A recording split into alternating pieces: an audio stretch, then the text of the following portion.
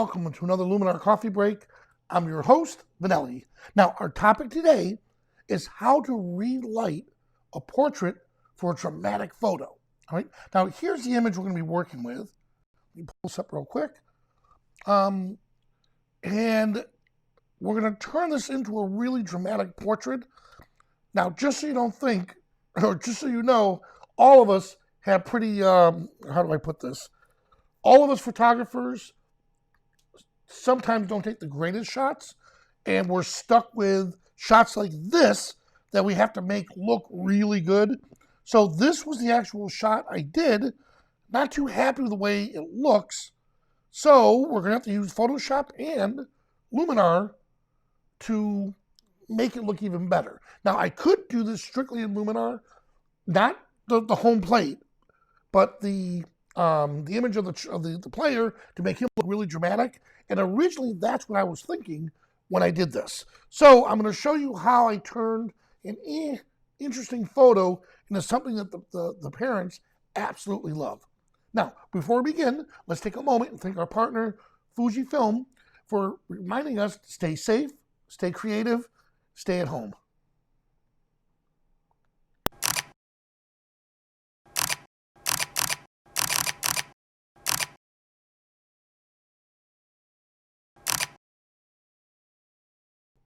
And we're back. Hey, welcome. We have Tracy Cook as a special guest. Tracy, welcome.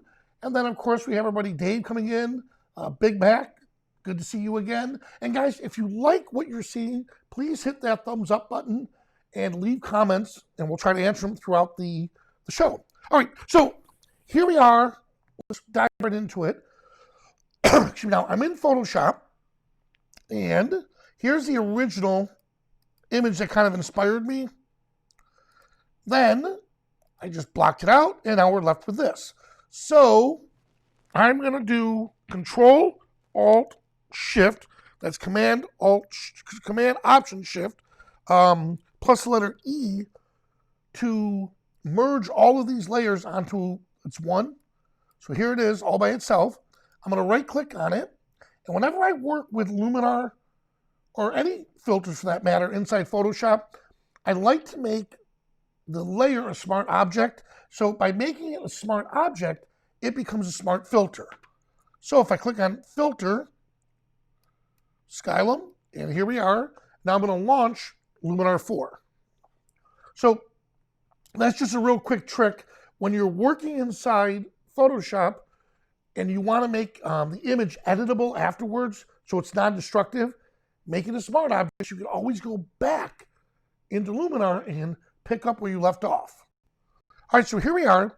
So instead of reinventing the wheel, what I'd like to do is just take you through my sports grit look. And I'm going to show you how I created it. So here it is. Here's the new sports grit look. We'll use that one first. And boom, look at that. Before and after. Now let's see how it added how we added some drama to this. So I'm going to click on the history tool and we'll start over. And again, you see me do this a million times. I've started with the dramatic collection and then of course use the dramatic look. Now, the one characteristic of dramatic, and I'm going to click on the creative tools, is it likes to desaturate the image. So by clicking on the advanced settings, I'm going to dial the saturation back a little bit. So this way, it's not as saturated or desaturated. Good. And then I'm going to come back up here. Good. And I definitely want to add lots of detail. So I'm going to bring out a lot of the detail to this image. And that's, look at that, that's going to give me that grunge look that I love. And then AI structure. And that's only going to affect the surrounding. It's not going to touch the skin because it's AI. Because the AI, the artificial intelligence, knows enough that this is human aware. So it's not going to affect the skin tones. And last, I'll go to the Pro Tools. And for the advanced contrast, let's dial back some of the highlights. Look at that. So I'm bringing back some of the color and contrast into his skin. And then for the shadows, I kind of want to keep the shadows deeper. Good. And then let's mess with the midtones. Okay, right about here. Good. So look at this. Before and after. All right. So now that's looking pretty good. Now I'm going to come over and let's go to the portrait tools. And while we're here, we might as well enhance the eyes and remove any dark circles. Good. But what I do want to do is come back to the creative tools and let's try mystical for a moment. Okay, so I love what mystical is doing around, but I'm not liking what it's doing to his face. So every tool has an edit mask. Let's click on not gradient. We cancel that out. Let's click on the radial mask. And I just want to draw a little circle around his face. And if you click the visibility icon, you'll see where it's attacking. Good. So I removed the mystical effect right on here, but I kept it everywhere else.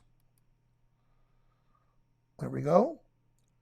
And so when I think dramatic, like I said, I typically think dark drama. So let's bring there we go. Yeah, let's bring the vignette in a little bit more. And we'll choose the subject, which will be the player. Right there. I have a feeling, yep, I'm clicking on advance, and I just realized it has inner light turned on, so let's turn that down. There we go. Now that's looking more dramatic to me. Pull the plate back out, and that's looking really good. So before and after, look at the change. Let me hide this a little bit. Here we go. Now I have a fuller screen. Before and after. Great. And then I'll click apply. And now that's going to bring us back in the Photoshop. And now the changes we made are onto that smart object, which is right here. So at any point, I could just double click on this and it's going to relaunch Luminar again. And I'm going to be able to re-edit what we just did. So for a dramatic portrait like that, yes, I should have in the lighting, when I did the lighting itself, I didn't light it as a dramatic portrait. You know, I overlit it. In fact, let me pull this back up to show you. So here's the original, and here's the typical setup that I usually do. I had a beauty dish up on top, and then on the side I had two strip lights. Excuse me, but with the strip lights, if you notice, I had them here, and typically I have them behind the subject, so it's sculpturing the face. So that's why, if you notice, in my opinion, it's flat light. All of this is flat light. Had I moved these back behind him, then it would have sculptured the face more, and the key light, the headlight here, typically I wouldn't make that the key light. I would make that the filler, meaning if the backlights, let's say we're doing most of the heavy lifting, they sculpture the face, this light adds just a little more to fill in the area right in here. So typically, in a case like this, let's say the backlights, if I used a meter reading, could have been, let's say, F4. And then the light on the person's face would have been F8.